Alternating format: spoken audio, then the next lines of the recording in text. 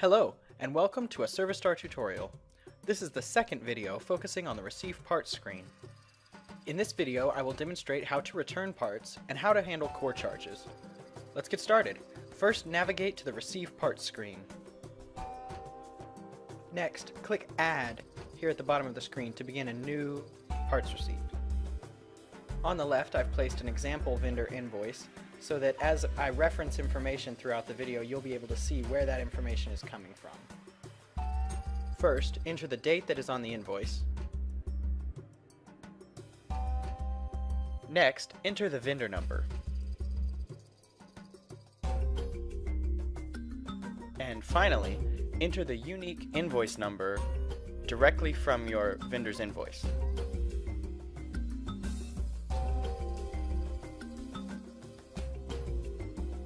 As you can see, all of this information came directly from our vendor invoice, so it's vital that you have the vendor invoice with you when you enter the parts receipt. Let's begin by receiving a part with a core charge. In this example, let's say that you purchase an alternator for $75 and it has a core charge for $45. First, enter the part number for the alternator.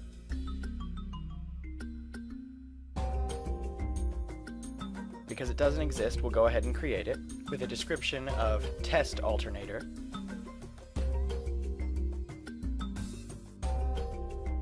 One alternator was received at a cost of $75. This part will be sold directly to a ticket, so we'll come down here to the second line and click the question mark to look for our ticket. We need to select this second ticket in the list. Now select the issue that corresponds with this part. Finally, to add the part to the receipt, click the plus button labeled Sell Direct. Next, we will enter the core charge. To begin, enter the alternator part number again, but add the word core or the letter C at the end of the part number.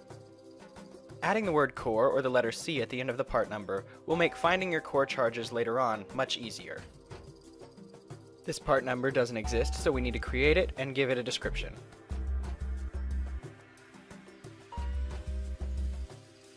Then click OK. As you can see from the vendor invoice, the quantity is 1 and the cost was $45. This part, unlike the original alternator part, will be added to inventory instead of being sold direct to a ticket. Now this is important to note. Parts are sold to tickets, but core charges are always added to your inventory. This core charge represents the broken alternator that you will be removing from the vehicle.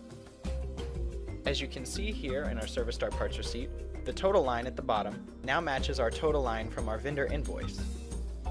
This means that we have entered all of our parts correctly, and we can now hit Post to finalize the parts receipt. Congratulations on properly entering a part with a core charge into ServiceStar. Next, I will demonstrate how to return a part. For the demonstration, we will be returning the core charge from the previous example. In this scenario, the alternator has been replaced, the broken alternator has been returned to your part vendor, and you've received a credit memo from your parts vendor reversing the original core charge. Using the credit memo, we will create a new parts receipt in ServiceStar, and as you can see, I've replaced the original vendor invoice with our example credit memo. Begin by clicking the Add button to create a new parts receipt.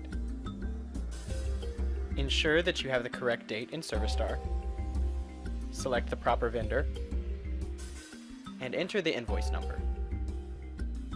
Begin by entering the part number for the core charge.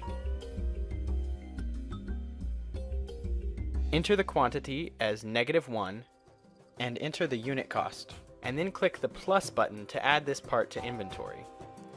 Once you verify that the total of your receipt matches the total on the credit memo, click Post. Congratulations on returning a part in ServiceStar.